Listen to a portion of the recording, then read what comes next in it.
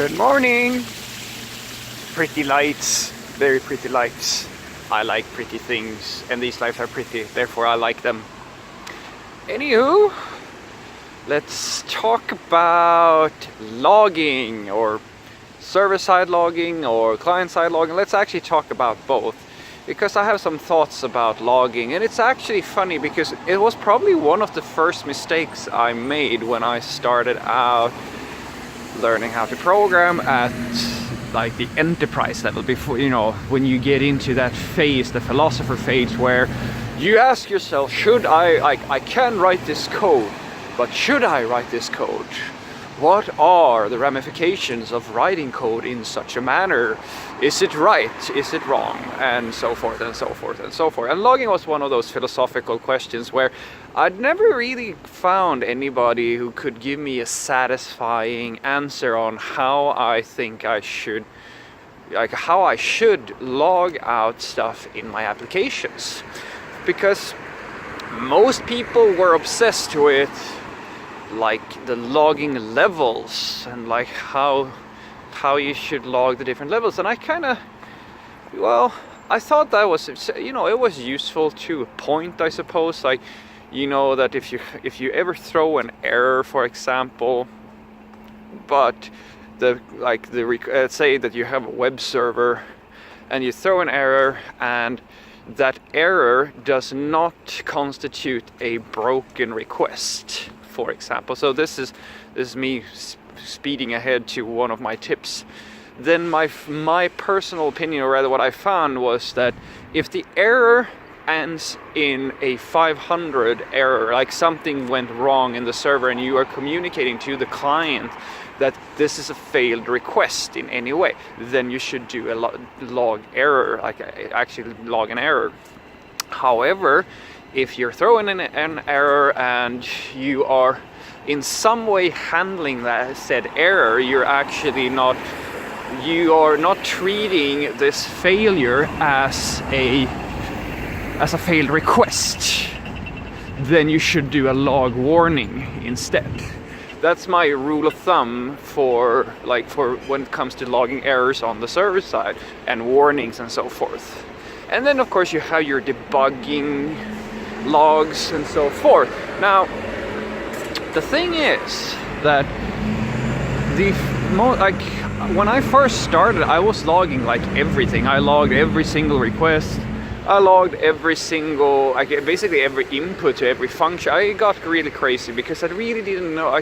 The beauty about logging is that it's so very, very nice to have when, for example, you're debugging stuff, but it gets, it's not that effective to have it spread across everything in your application. So what I found to be the nice, in my opinion, the sweet spot for server-side logging anyway, and in essence I'm going to tell you how I do it on the client side as well, and hopefully you'll find that useful, is to, instead of logging things at arbitrary positions, I log everything coming into or leaving the application. And that's basically whenever I do a database request, for example, I log what I'm getting back from that database.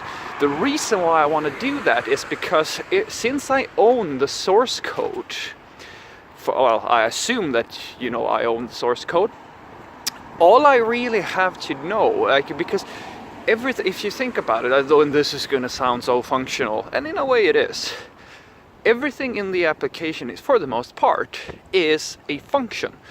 And because everything is a function, what I want to know from the database is, hey, what did you give me? Because what happened, I don't know. I can never be sure what's coming in from the database. So that's why I want to log that. I want to be able to see what my business logic, the code that I wrote, is going to operate on. So what data is coming in is very critical. It's the same thing as having a function and knowing what parameters are going to be plugged into the function.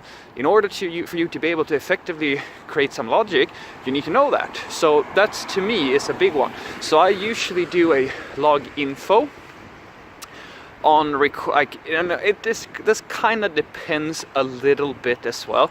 My personal opinion is start by doing a log info on every request that comes into the system, either from the web server on the like an HTTP request or whatever, and anything that you are getting externally from a database or a cache or something like that. If you are accessing an external resource, you should log info that. There are a few like exceptions to this rule, and some of you are going to say, well, Fredrik, that's really ineffective because, you know, we have so many requests and blah blah. Yeah, I absolutely agree. This is not a thing that I would recommend if it produces a performance issue for you, but I think it's a nice thing to start off by doing, because if you can get away with it, at least I think so, it's been very helpful. For me, it's been immensely helpful. And some of you will say, but you know, my log file gets really big and so forth. And yeah, sure, if you have a lot of requests, the log file will grow, but honestly, there are ways that you can solve that problem.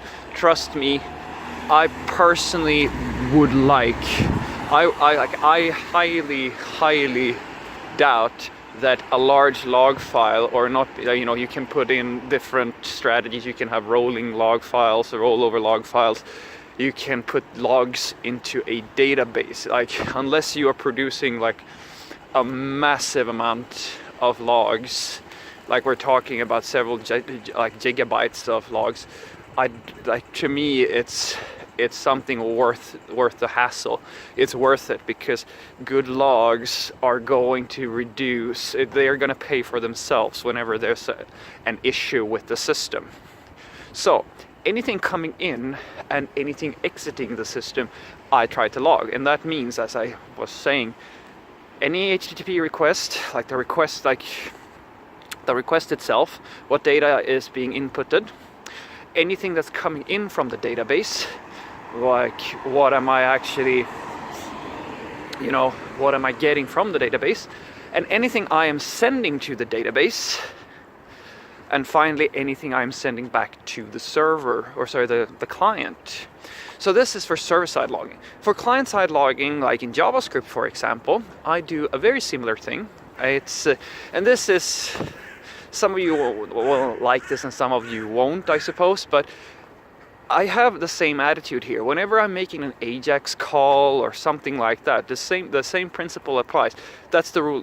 If you only take away a single thing from my little video, take away that for me, logging is something you do for all things that are coming into or exiting your system.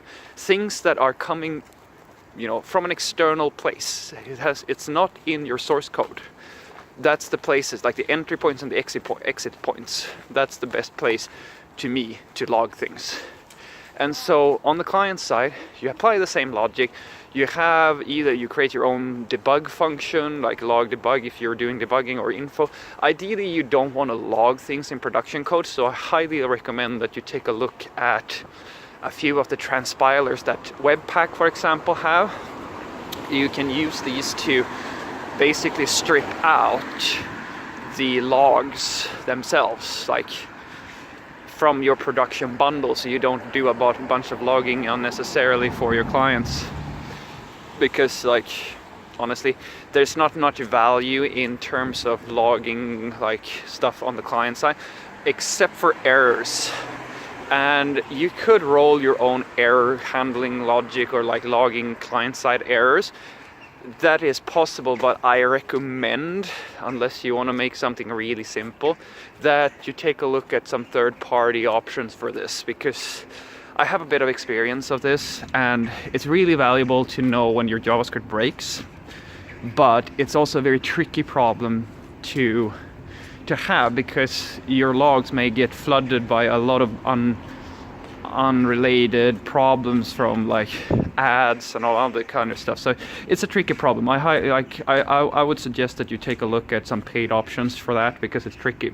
But yeah, that's my tip for you. So regardless if it's server side or client side, I highly recommend that you have the mindset, any entry point and exit point in your application, put a log there, and just because then it becomes very easy for you to put a debugger, like you go through the code and debug it, because now you know that you know what's coming into and what's exiting your application.